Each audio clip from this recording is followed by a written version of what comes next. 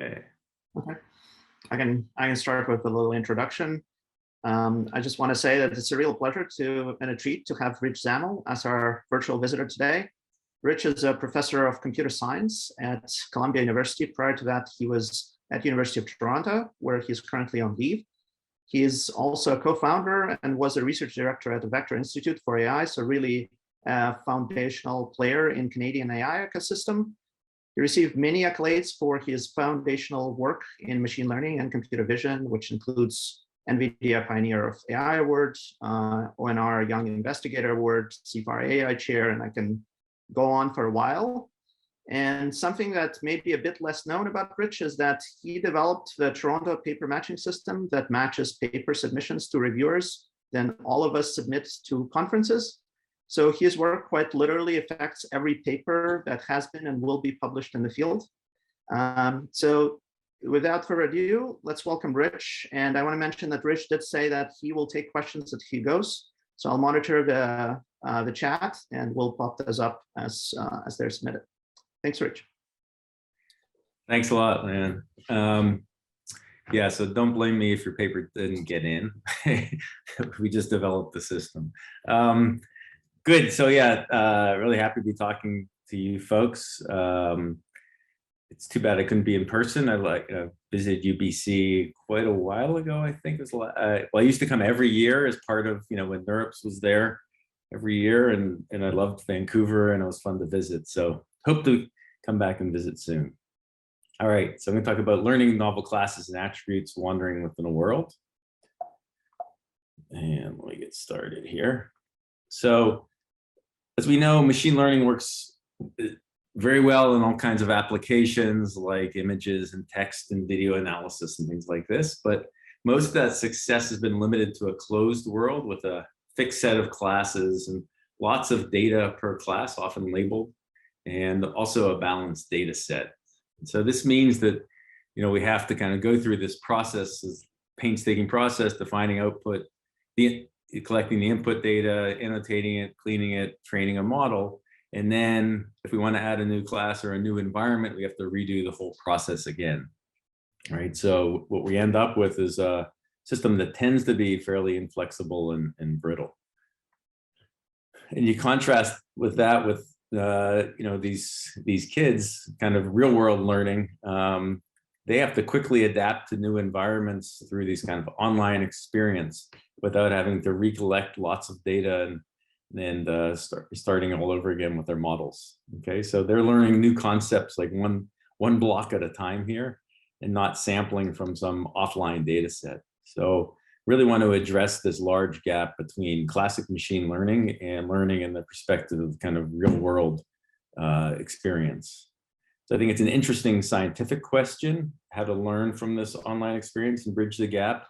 There's also many practical applications, so including like robotics, who want to be able to recognize new objects, handle novel road situations when you're for self-driving cars, want to have a home robot adapt to your home and learn new skills, and ideally have augmented reality personal assistants.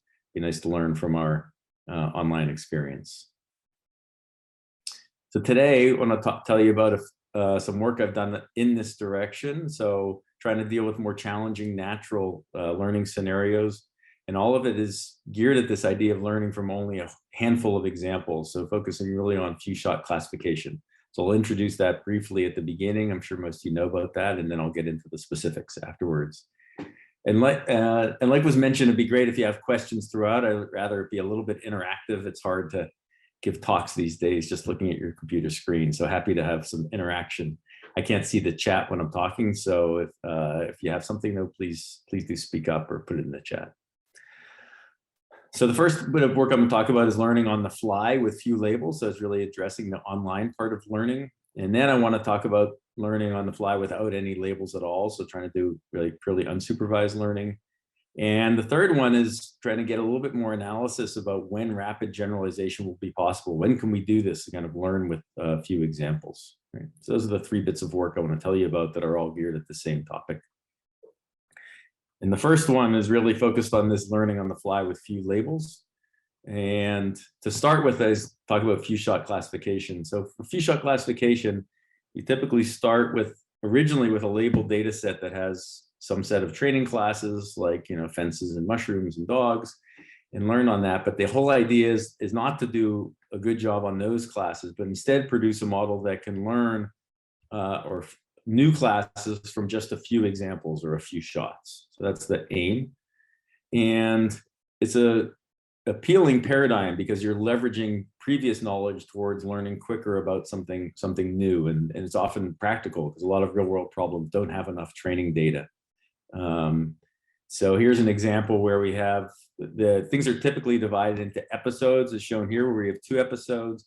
At the top, we get support, so we don't know about these 3 classes. You have an example of class 0 as a vase, class 1 as a dog, class 2 as a spider, and then you get a query. For each example, you have to say which of the 3 classes does it come from, 0, 1, or 2.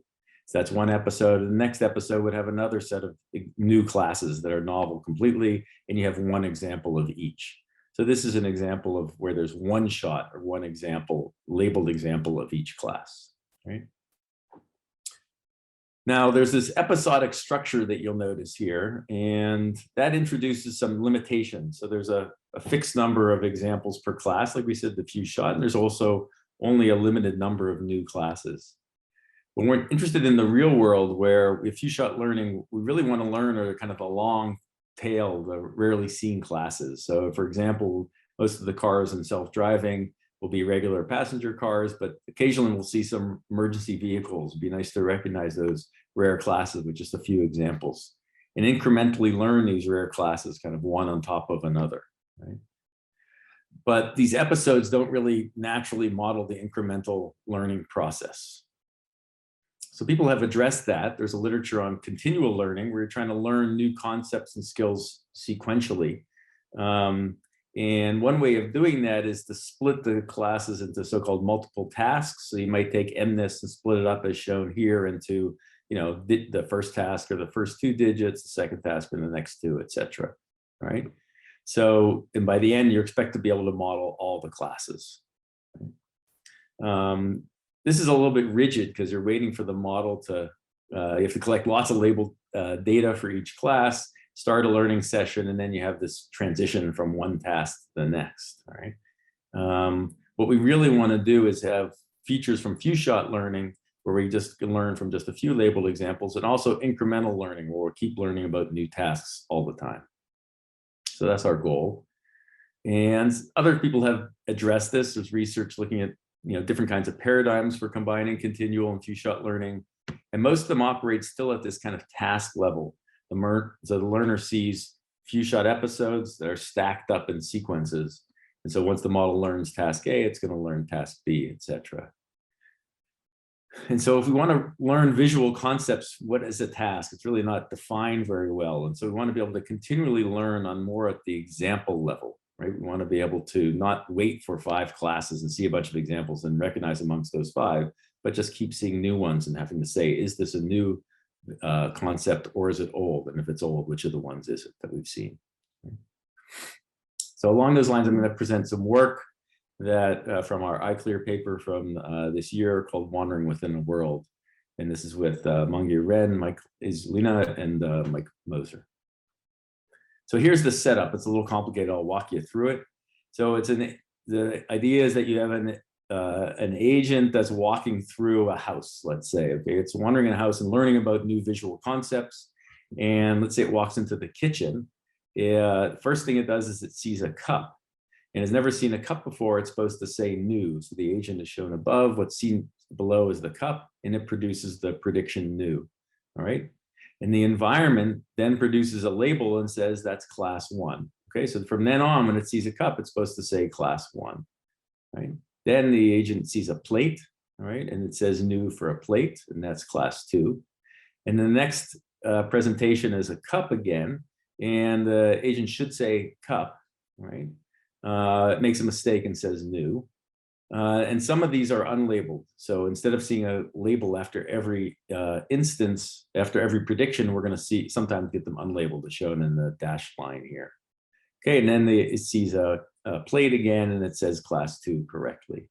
All right. So the overall process is kind of online and incremental, and the agent has to predict unknown or new. Okay, so it's semi-supervised, right? And then the evaluation happens afterwards, and you can evaluate all throughout, say, you know, when it said new, was it correct? When it said the known class, was it correct? Then all of this happens within context, so the agent can wander around in the kitchen and then go to an office, living room, and then return to previous one. The interesting thing about context is that the classes within a context are correlated. So knowing the context is useful.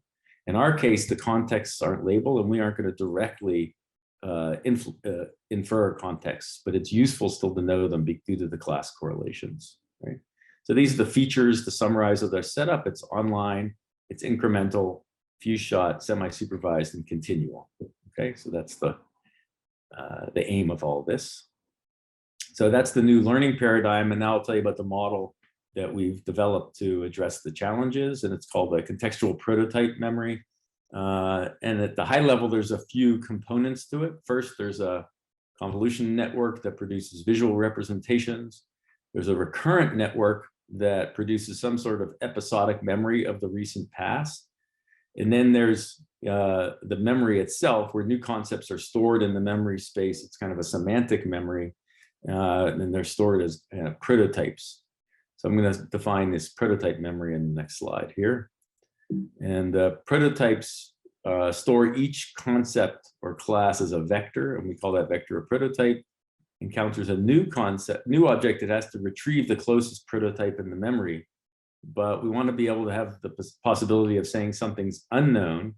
So we introduce a kind of confidence region for each prototype and only retrieve that class if the object falls within the radius of the region. So you can think of the beta here in the equation as the radius, and you take a sigmoid amongst the closest one to see if it's in the unknown class. So if the environment says that the examples in class 1, then you want to consolidate the concept to account for the current input. So you want to change the representation to move it towards the current input. So one way you could do this is kind of regular online averaging. And this makes it the same as a regular prototypical network that we developed in the past. Or you can also incorporate a kind of averaging mechanism, which is what we do in this model, where inspired by a recurrent network's forget gate. So the value of the forget gate is output by a learned network, right? Because that's allowing it to forget prototype memories, which is important from this online setting. So during training, we give the model many episodes. And this is an illustration of an episode. The memory network starts fresh and learns a sequence of new concepts in each episode. So you can think of an episode as, wandering through a few rooms in a house. Okay, and after each episode of learning, we'll slightly modify our memory network parameters, and we're learning to remember and consolidate new visual concepts in the memory network, and learning to do this efficiently from just a few examples. Right? So this would be like another episode with different examples. And then at test time, we're going to see a new episode. We're going to start the memory model fresh and get a sequence of new concepts on environments that the model has never seen during training. So let's say you've memorized an office chair and you have an armchair in the living room, and they're both chairs. So in the regular kind of, representation learning, those two would be similar to each other. But sometimes this can lead to confusion. And so one intuition is that objects that occur together should have similar representations. So you want to make the memory group items based on their context. So whenever you go into your office, your memory of everything in the office is going to be activated, and the prototype of the office chair is not going to get confused with the armchair anymore. All right, so that's the aim. And so we kind of separate it out by rooms, and this is accomplished not directly or intentionally, but it kind of falls out of what happens in the contextual RNN. Like I said, we don't have a direct representation of context. It's more just the temporal information that gets passed through the RNN, the recurrence in the RNN that leads to this. Okay, so here's showing you this task. So the system is going to define the bounding box. So we aren't giving it the task of having to figure out the bounding box. So we define the bounding box saying, what are the interesting objects in each room? And the task is to recognize each object as you're going through the room. So it's a few-shot learning data set we call roaming rooms based on indoor home simulators. And the task is to recognize these indoor objects and simulating this agent walking around room to room, where at each frame we picked out a random object for the agent to learn in that frame. Okay? So that's the idea. And it's a sequence because you're going to pick out a bunch of objects as you're walking through the rooms. And here's a visualization of the model prediction. The bounding box information is provided in each frame, so it knows what object to focus on. The camera moving and selection of the bounding box is external to the system. On the top, there's a text label and also the model prediction. So you can see that you get different viewpoints in the home. That makes up the notion of the context. And you can see what's happening here, where white is when the system isn't provided a label and red when it's labeled. Remember, that was the semi-supervised part of it. And green is the prediction is correct, and magenta when it gets it incorrect. Right? So one thing to notice is that I didn't mention, I don't think, is that this is actually instance prediction. We aren't doing class prediction here. So it's actually recognizing an instance of an object when it comes back in the room from different viewpoints, from different angles and conditions, and things possibly could have changed in the room as well. Okay. Okay, so now we're going to look at the level of forgetting. So we're going to run a test showing a concept for a number of times, and then the system's going to see some other concepts or other inputs for a while. And then we test how much does the model remember of the original concept. So the horizontal axis is the interval. It's the number of time steps since we last saw an object. And we expect that memory recall is going to go down over time, right? So the accuracy is on the y-axis.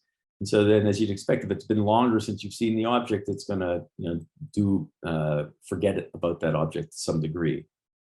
But you can see the blue is our full model, and the red one is a kind of ablation study where we don't have the RNN, we don't have temporal context, and you can see that the full model does considerably better in terms of retaining over a longer intervals. And up above now in the dashed line is when we've grouped it now, the objects that have been seen 3 times before they get seen again versus those that are just seen once before they get seen again. And you can see that having seen an object 3 times, it's well above the solid lines. The models learn to consolidate, in that case, the concepts that have multiple observations. Okay, so that's the summary of part 1 of the talk. So we defined this new continual few-shot learning problem, which has these features of being online, incremental, continual, and this memory model that learns new concepts and consolidates old memories. Okay, so few-shot learning is nice, but often we don't see labeled data at all. So there in the previous one, the labeled data was the main way that we were learning the representations. So the next question is, without any label data, how can we do it? So you can think of this as a kind of preceding stage for the few-shot learning. We want to learn to let the agents explore an environment and learn some representations before giving them some class labels. It's like a warm-up. And intuitively, this should be feasible, right? You don't have labeled data. Categories should still emerge by just grouping similar items together, right? And this has been studied for years, right? So many decades ago, researchers studied this. There were a couple of differences between this early work. One is that they used attribute features instead of kind of raw visual signals. And their aim wasn't really about learning representations. They were really trying to learn the clusters. We're trying to really learn representations based on this approach. So this is the second bit of work, talking about this learning representations on the fly without any labels. So it's not really enough to just group the data into clusters. We also want to learn representations from scratch. And there's been a lot of progress recently on self-supervised visual representation learning without kind of using image class label supervision. And people have found that the key is to do forms of data augmentation.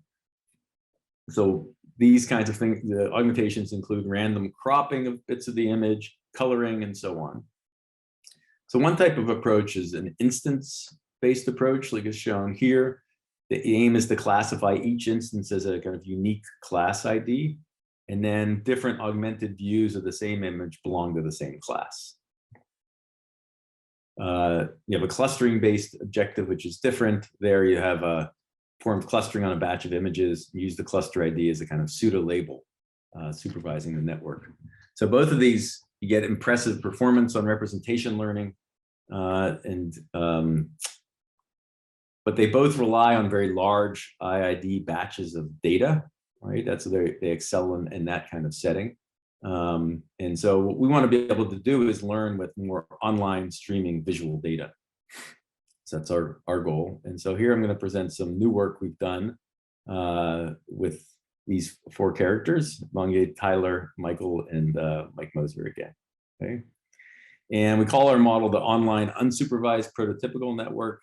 And you can think of it as similar to the prototype memory I was talking about earlier, but it doesn't have labels. Okay, it's like a mixture model, and each mixture represents an object class or a concept here. So to infer the parameters in the mixture model, we use a kind of approximate online EM procedure. In the E step, if a feature is far from any cluster, we want to create a new cluster. Right, and we can estimate the probability of a new cluster, where assuming we have a uniform prior, you can get a kind of nice sigmoid function. That's the negative of the log sum exponent of the logits. We actually replace this log sum exponent with a max function for more stable training. And then if we don't create a new cluster, we estimate the probability of it belonging to a known cluster, right? And that has a form of the softmax shown on the right here. And then in the M step is when we're going to recompute the cluster centers, right?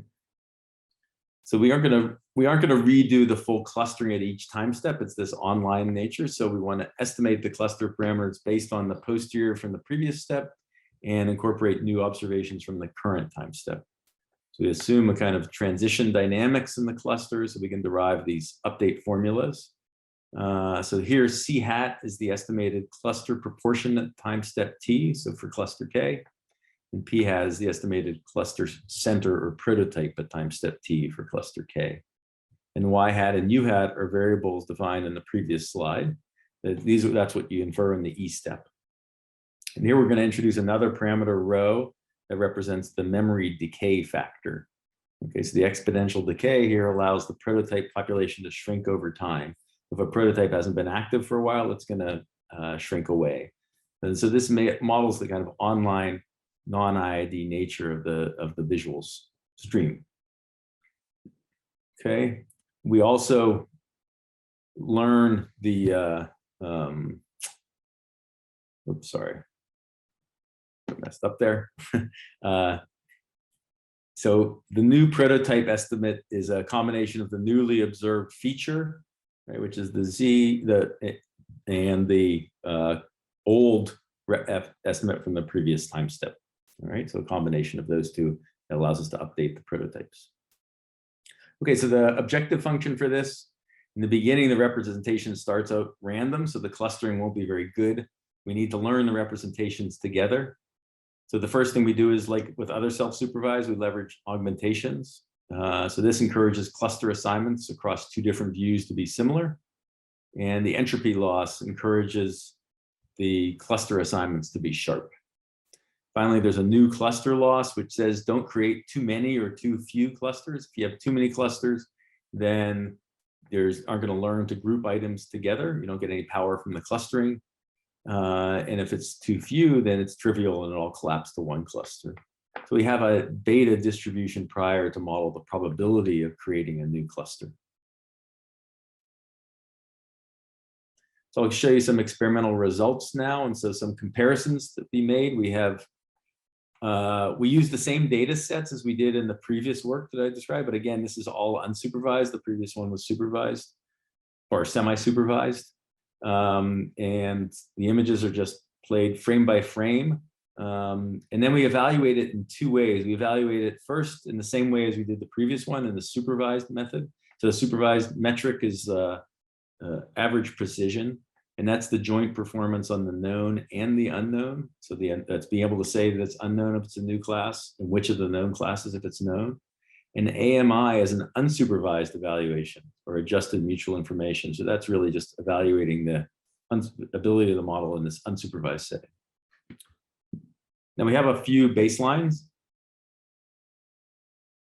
One of the baselines is random CNN. Another one is SimClear, which is an example of the instance-based approach I was describing earlier to self-supervised learning. We also have SWAV, which is a recent clustering-based self-supervised learning method, and a variant of SWAV that adds an example Q buffer that improves their results. That's like what MoCo uses for self-supervised learning. And both of those models, the SWAV style, which is the clustering style, and the SimClear, the image instances, they're targeting standard image classification data sets. They aren't really developed for this online non-IID setting. So I think that's what we wanted to compare and say, well, to what extent do they adapt well to this online non-IID setting? And here's some results. So roaming omniglotta is a data set I didn't tell you about, but that was like a simple data set, synthetic one based on top of the few-shot omniglot one. That's a popular data set in few-shot classification. Our roaming rooms is the one I did go through previously. And what you can see here is that on both the unsupervised, the AMI, and the supervised one, the AP, we're outperforming these baselines. Ours is the one on the right there. And OPN is a kind of online prototype network that's going to be purely supervised. So that's like an Oracle. So we're doing almost as well as the purely supervised learning in this case. We can look at some effects of things like the batch size. Both SimClear and SWAV need large batches to succeed. So in general, we've been working with fairly small batch sizes on the order of like 50. It can all fit on one GPU for training. So what happens, the question is, what happens if we try it with smaller batches? So just to be clear what a batch size is, it's like the length of a sequence, right? Because the images are appearing in a sequence. So how long a sequence do you get to operate over? And we had different settings. We change it from 50 to 100 to 200 to 400. And what you see is that these baselines get consistent improvement when we increase the batch size. In our method, we still outperform them though, even when we have the smallest batch size setting, right? So and ours can train up on a single GPU, and the other ones take like 2, 4, or 8 GPUs due to larger memory requirements. And then this is the unsupervised readout on the left. That's the mutual information measure, and the precision measure on the right, which is the supervised one. And you can see that we're still doing quite well on that one. And since then, Mung has run some other baselines and found that even for some other baselines like SimSciAM is another one that doesn't do as well. So I think in general, we're doing better than these baselines in this online non-IID setting, okay? So they are improving with the larger batches, but still not quite matching ours. So then we said, well, what happens if we train it, in a more of an IID setting, right? So IID setting meaning that it's, you can just scramble up the whole data set and review all of them and divide them into mini batches the way they typically are. So we just simulate a batch of IID images from the data set. And what you can see is that their performance improves. So these are now on the dashed lines up above are the IID versions of those models. And the solid lines down below are the non-IID ones. And you can see that they improve, and they basically with large batches and IID, you're getting about the same performances as ours is. Okay. So here's a visualization of this. So what we do in this case is map every image in the embedding space of the convolution network. So images that have the same color are ones that are clustered together by our method. So that means that the model thinks that they belong to the same instance. So this is, mapping it down to a 2D space, and the model learns to be invariant small viewpoint changes. You can't really see much now, so we'll kind of zoom in a bit and look around, and you'll see that the highlighted object is consistent from different viewpoints generally in the clusters that we found. But it does a pretty good job of, if you go around the different clusters, they're images that are, again, they're from different viewpoints. So it's not purely in image space. It's actually learning a representation such that things are clustered together for the object in different contexts. Okay, so that's the end of part 2. And here you can, the idea was we were going to look at the problem of learning visual representations from an online stream of data. And we combined the self-supervised learning with a form of online clustering. And our method actually excels using these online non-IID data, right? So that's the setting that it was trained to do well in. All right, so if there's no questions so far, I'll move on to the third topic, which is trying to predict when rapid generalization is going to be possible, right? So it's really about, you know, when can humans learn, or when can these systems learn well, okay? So here we have a task that requires flexible representations for learning novel concepts. So we're focusing on what we call few-shot attribute learning. And this is because we have class concepts in general, I think, are often defined based on attribute information. And like, for instance, birds are warm-blooded vertebrates that lay eggs and have feathers. And so classes are really useful as a way of trying to, attributes are a way of gathering information that enable kind of a way station between the input and the class representations, enable learning of new classes. And so people have studied this directly in something called zero-shot learning, right? Where you take new classes and you learn with few or even 0 examples, right? But we're interested in the setting, which is a little bit different than this, because they're relying on fixed predefined set of attributes. We want to see if we can learn new attributes that weren't previously relevant in the training, and now they become relevant. Okay, so it's about learning, we call it learning new attributes. The attributes may have been present in previous images, but they weren't relevant to any tasks or classification that the system had to do. Okay, so here, like, the system has to adapt if the reward is dependent on input attributes that weren't relevant before. Okay, so we call that, it's a new attribute in that sense. And furthermore, we want to study generalization here. We want to say, use this setup and use the idea that we have these attributes, and we're going to define our classification problem based on attributes to be able to study under what settings will few-shot learning work well. Okay? So that's the goal of this third bit of work. And this is also a recent paper with, this is the set of characters working on that paper. So we'll start with this. We have this new task we call flexible few-shot learning. The idea is it's a binary decision problem. Okay, so we have some hidden context that's not known. In this case, you know, the positive examples are living things, and everything else is a negative example. So the elephant and dog are positive, and chairs and pots are not. Episode 2 as a context has a handle. So the pot now is a positive one, the cup's positive, and chairs and cats are not. Right, so these ideas that the episode, each episode has a defined context that defines what is a positive class, and everything else is a negative class.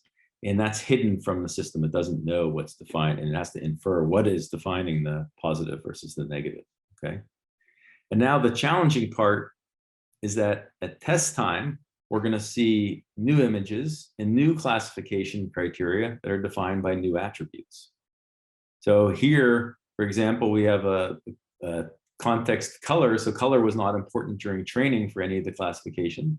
And so the color, you know, things that are bluish, I guess, versus things that aren't, is 1 for episode 1. And episode 2, it could be, it has 4 legs, right? So the elephant in the table versus things that don't, right? So none of the training episodes will have episodes that focus on these properties, like having 4 legs. So the question is, how can we find data sets that contain these kind of flexible concepts?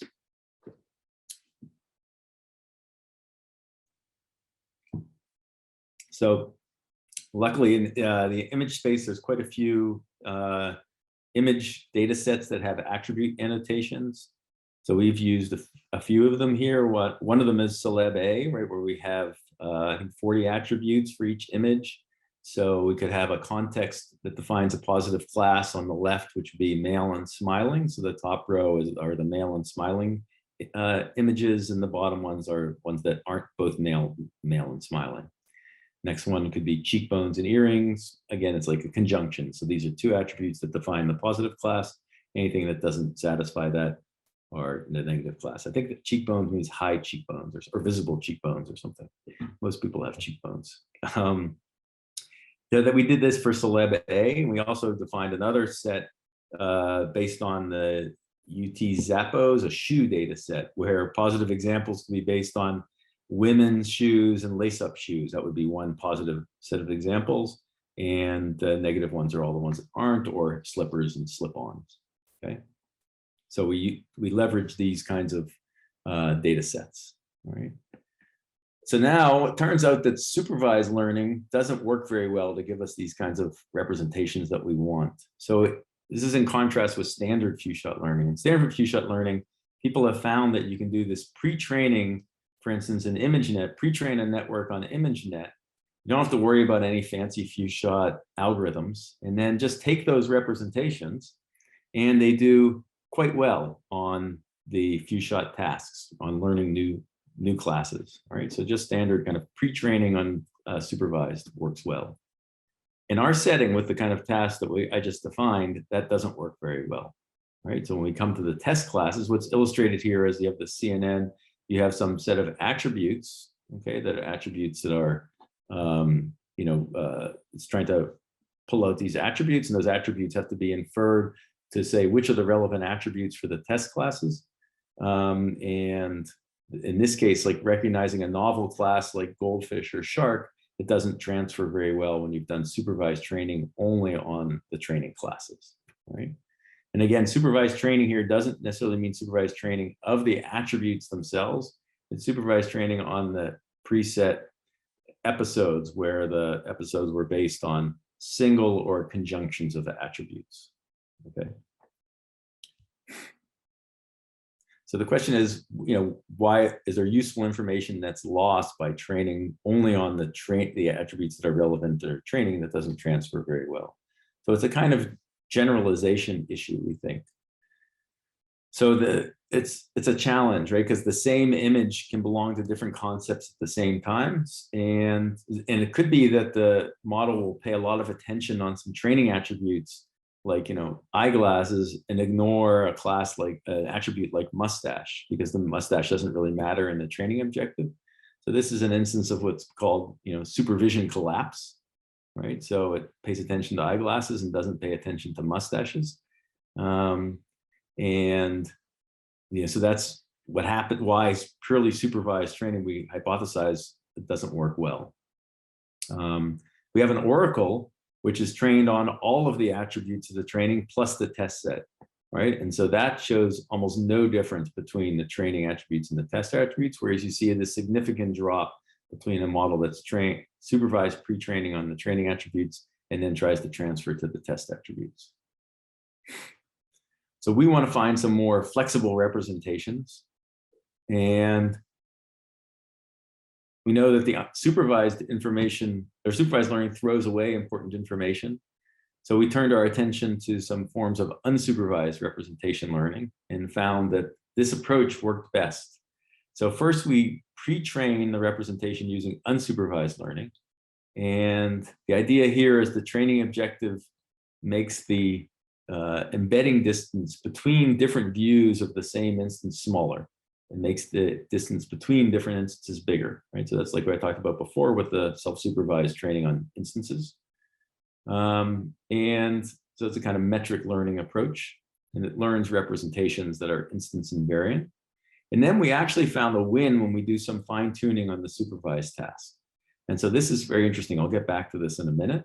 But the idea is that it's still doing some form of fine tuning, some supervised classification on the training attributes, but that's not its only way of training. It's just doing that as some fine tuning on top of the unsupervised. And finally, we do our test. At test time, we have a linear classification layer on top of our representations that's trying to handle this, that's trying to deal with the few-shot learning task, right? It has to infer which are the relevant attributes, right? So on the modeling side, what we found, the interesting bit that we found was that this combination of the unsupervised training with a bit of supervised fine-tuning actually performs the best. So here's some results just to give you an idea of the kinds of results we get out of this.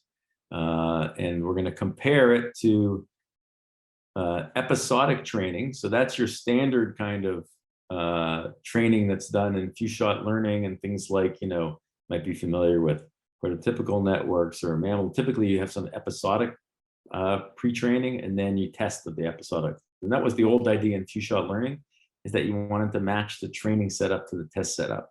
So here you can see that training it episodically, when we're testing it episodically, does quite poorly. All right, so that's the one on the far left labeled as episodic. And there's 3 different plots here, the dark green, the light green, and the red. And those are basically just different ways sorry, these are like different models. And so the matching net is like a standard few-shot one, and proto-net is another few-shot. And the LR just means that what we're doing at test time is we've run a representation, and then at test time, we're going to run logistic regression on the output of the representations. Okay, so these are just different ways of kind of reading out from the representation. Matching net is a form of nearest neighbors. Proto-net is like a, you know, nearest centroid, and LR is a logistic regression. Supervised pre-training is like what I was talking about before, where you can train up a method supervised on, you know, on the actual attributes themselves in this case. And you can see that that does reasonably well, but not nearly as well as ours. And ours is a combination of the unsupervised with the fine-tuning on top. In the Oracle, oops, going backwards, and the Oracle is, as we said, where you can train it up on all 40 attributes. And you can see that that does quite well with logistic regression, a difference of 90 to like 84 or so for ours. And this is on the Celeb A data set. We also have results on, and this is showing that the ours is like, you know, the fine tuning actually gets us a win over the supervised. Ours significantly beats the supervised pre-training and also improves on the unsupervised. For shoes, we have similar results where we improve on the supervised pre-training, and also fine tuning helps a little bit on top of the unsupervised. So let's try and understand a little bit of what's happening here. And so we can do this by looking at what's the representations that are in the image that cause the classes to be recognized, right? There's a lot of these visualization techniques. We just took an off-the-shelf one and tried to visualize what are the input features that lead to classification and this is like when the episode depends on mustaches. When we train up the representations using supervised pre-training, this is the area, the heat map shows the area of the image that were essential for recognizing it. And you can see that it's not really paying attention to the mustache consistently, whereas the Oracle is looking more at the mustache, but it's also looking at other things. Same thing for brown hair and cheekbones. And ours is kind of pretty focused on the mustache area and the cheekbones and the hair. So this is something just to kind of, it's just a qualitative thing, but it just gives us an idea that it does appear to be focusing on the right parts of the image to do the classifications and learn these. And again, these are novel attributes at test time, but I'm showing here cases where mustaches were not important at all during training. Brown hair and cheekbones weren't important attributes. So it's learned new attributes, and it's also learned what parts of the image contain that information for those attributes. So the last point I wanted to bring up was this idea of predicting transferability.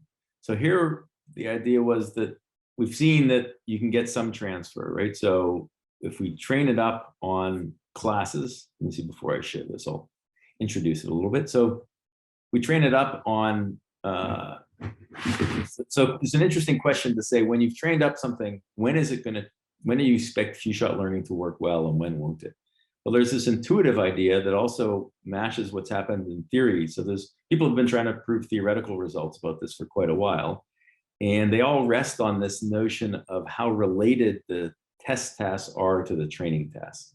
And that relatedness is buried sometimes in the weeds of the paper, or sometimes it's brought out, but it's very difficult to express. And people have tried to do this using information theory, using various means, like how, but it's a hard concept to quantify. How related is the test to the training? Because obviously that's going to govern how well the transfer is going to work from training to test.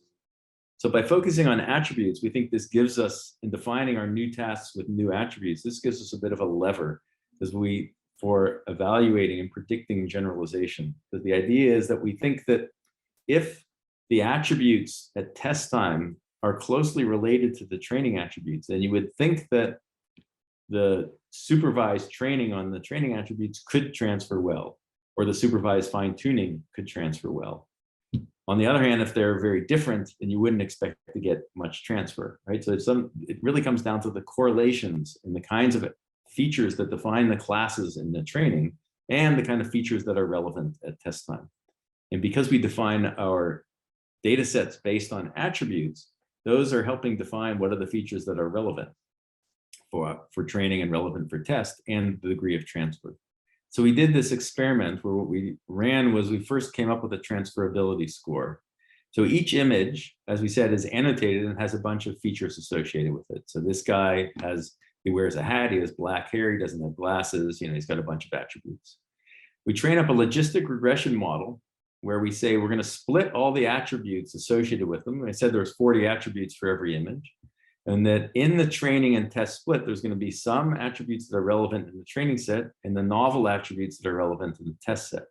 So here, what we're going to do is have a logistic regression model that's going to try to map from the training attributes and predict the test attributes, just directly from these training binary vectors that occur in the training set to these test binary vectors, okay, for each image. Each image, you take the training attributes and try to predict that image's test attributes, and do that over the entire data set. And that's for a particular split of which attributes are in training and which attributes are in test. So that's the logistic regression model. And then we can say, what's the transferability score for a particular episode that relies on some combination of these test attributes? So mustache and cheekbone, or cheekbones and earrings, are two of these. And so if there's a high AUC or a high predictability score, then we think there's a lot of transfer that should happen, right? That's the prediction. So this score should say how transferable they are, because these attributes are predictable from the training set. So that's what's being shown over here. We have a test episode where the positive ones have high cheekbones and are wearing earrings. And if it's predictable, then on the x-axis is the transferability level, which is this t-score that goes between 0 and 1. And so these are all the ones that have a high transferability over here, and medium and low. And what we would expect is that the ones that have a high transferability should lead to a high accuracy on the few shot task. And low transferability means that those attributes aren't very predictable. So you wouldn't get any gain from training, doing some supervised training or fine tuning. So we ran the experiment. We did this t-score on a whole bunch of, I think, 100 training test splits on the different data sets. And this is what we got. We evaluated the transferability. And this is, let me see, in the interest of time, I'll just quickly summarize this. The idea is that, again, we have this high, medium, and low transferability. And we have the 3 different data sets on the 3 rows here. The one data set is the image, the faces. The second one is the shoes. And we also did some on the ImageNet with attributes. And then the 4 columns correspond to different representation learning approaches. SA is a supervised attribute approach. And there, what we just take a look at that one, we subtract off U, which is just a kind of baseline. And what you see is that when you have high transferability, then you expect to do very well. And in fact, you do. And when you have medium or low transferability, you don't expect to do nearly as well, right? Because again, the SA means you're going to train on some training attributes. And if they aren't related to the test attributes, you won't get them to transfer very well. And that's the representation collapse I was talking about earlier. And similarly, you get less of a representation collapse, but you also get some gains for the transferring for the higher transferability and less so for the medium, and least of all for the low. So this is a way of allowing us to be able to predict when we should get transfer and when we won't. Okay, so that's a summary of part 3. We have this challenging task of few-shot attribute learning. The aim is to build these flexible representations to generalize better. And the unsupervised learning appeared to be crucial. And the interesting thing at the end was that we provide a means of trying to predict the degree of generalization. So some ideas about where we're going with all this. The first one is that we'd like to improve the kind of self-supervised attribute learning. And so the attribute learning that the self-supervised thing we used here was quite similar to it was just SimClear. So I think there's other gains to be had from developing better self-supervised methods geared at attribute representation learning. We also want to experiment. We want to be able to, have more of a hierarchical representation. So we want to be able to, request data and decide when we want to learn. So far, this has all been very passive.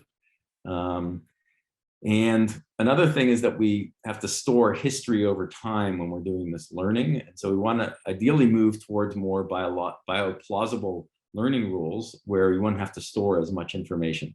We don't have to backprop through time, right, and use as episodic memory. So we're trying to look at learning rules that would enable us to do that. And the last one is we really want to be able to experiment in more realistic egocentric environments, like this little kid up here shown with a head cam, right? So what this kid's wandering around in his world, we want to be able to, work well in that kind of realistic online setting. So luckily there's data sets that are coming out along those lines, and we're starting to work with those right now. Okay, so that's it for today. I want to thank all of my collaborators, and thank you for listening, and look forward to questions and discussion. Thank you.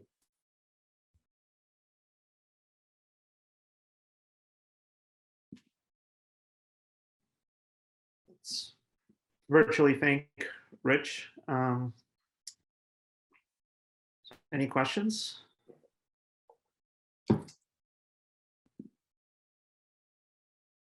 Everybody's being pretty quiet today. Okay.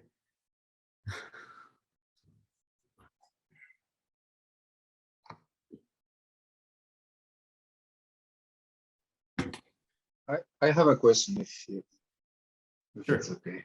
Yeah, go for it. Hi, thanks for the talk. I really enjoyed it. So I was wondering to hear your thoughts about what you mentioned at the end of the talk about improving attribute representation learning. So yeah, I was just curious to listen to what thoughts you have on that. Like, should one improve, I don't know, the type of loss that is being used, or should we change data augmentation to something? Should we improve the data augmentation? What if we can't do data augmentation? Yeah, so all those things but yeah, it could be in the loss, it could be in the augmentations, right? I think people have looked a lot at self-supervised learning for, compositional, like, part whole kind of things. But attributes, I think, are quite different than that, right? Attributes, some of them are, some things that you get from the part whole is that you have ideas about locality, but it's not as true for attributes. So I'm not saying how, I'm more pointing out how it's challenging, not giving ideas about how to do it. Okay. So the challenge of it is that it's not necessarily local, right? There's going to be things like color aren't necessarily local. I mean, the aspects aren't, and other things are local, like a mustache, right? So, so the question is what kind of priors would lead to the kinds of attributes that we really think are valuable for classes. And so I was throwing it out there more as a challenge, not necessarily something I have great ideas about.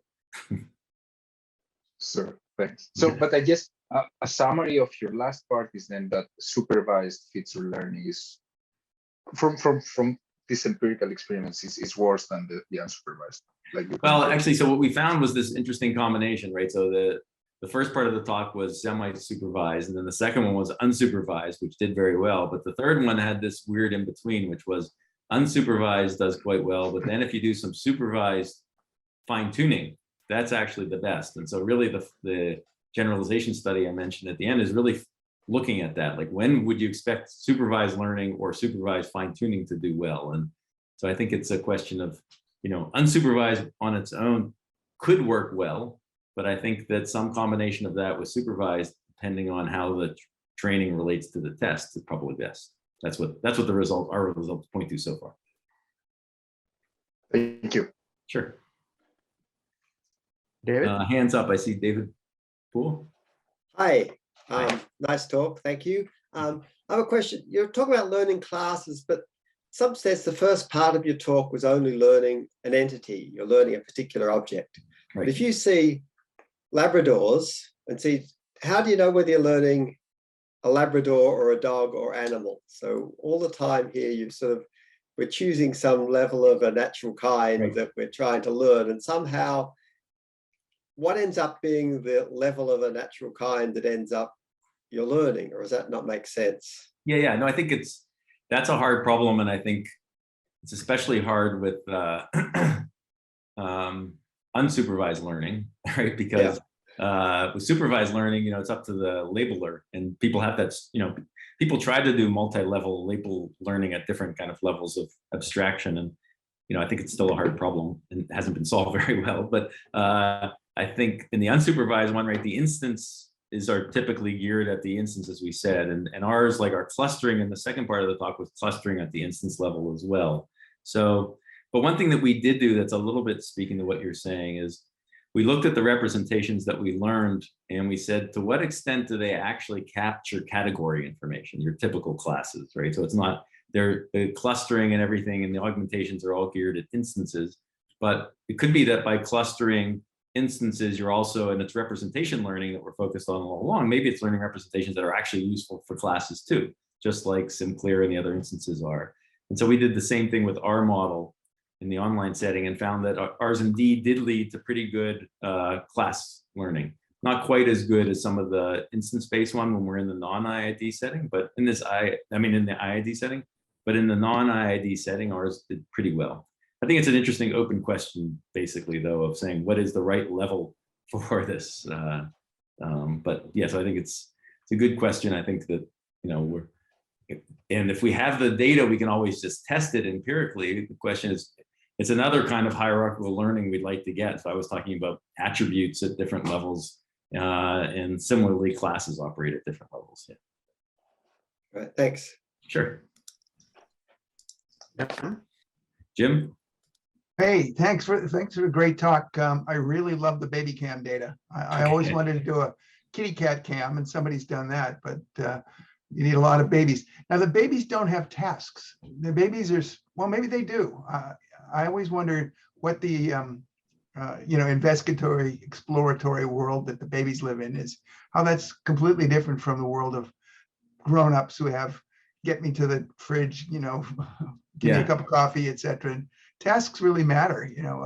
My focus, if I'm looking for X and I run across Y, which is important to me too, I won't see the Y. Right. Can you right. So comment there's two on levels of tasks here. I agree with you that there's the kind of general level of a task, like what we're trying to do, like whether we're trying to eat or sleep or drink or whatever. And but I think of the task also as just, think of it as just the baby trying to recognize the objects in his environment. Okay. And so at that level, we can think of, and there is some baby cam data that has a bit of annotations along the lines, not quite the level that we need to really do a good job of evaluation like we have in our roaming rooms. But that's the way we're thinking about it, is that just thinking that the baby is trying implicitly or explicitly to, recognize the objects in its environment. And that's a task in and of itself that could subserve other tasks like eating or drinking or sleeping. That's a great task. Yeah. But I think it's hard to get enough annotated data. So it definitely, it's a great environment for our unsupervised one, but we still want to be able to evaluate it. And so that's where we need annotations.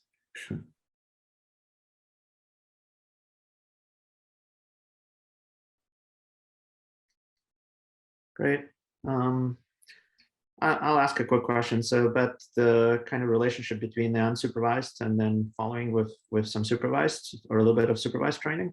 Yeah. I feel like there's sort of a natural extension of that to do this in a loop where you do some unsupervised learning, then some supervised learning, then some more unsupervised based on sort of newly learned data. I guess it's getting closer to the continual sort of active learning case. But. Right. Yeah, so that's interesting. In some sense, we took baby steps towards that with our original semi-supervised one, because it was doing it was interleaving supervised with unsupervised, but it wasn't, I don't think it was, we really want to do more.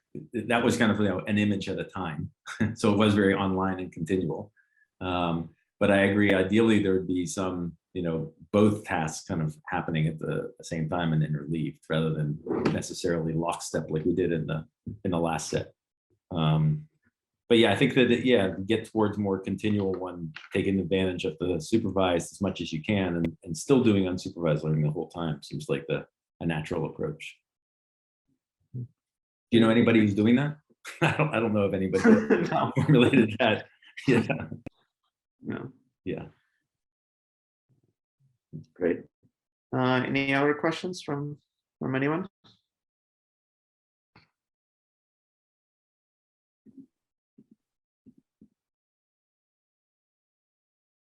No. Going once? Soul.